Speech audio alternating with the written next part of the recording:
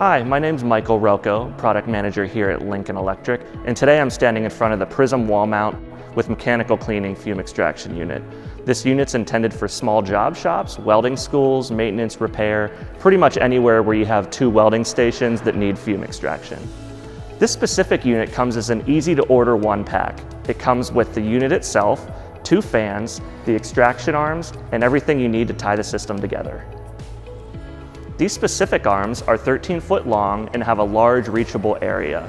However, if you don't need 13-foot arms, we have plenty of other options to suit your needs.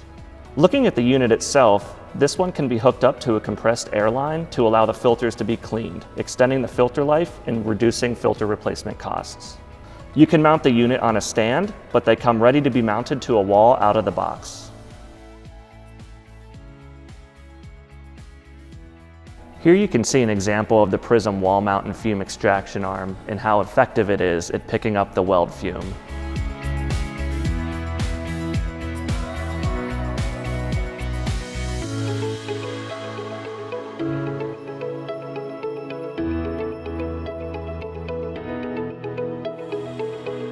To take a look at some of these ready-to-go packages, visit lincolnelectric.com/fume control.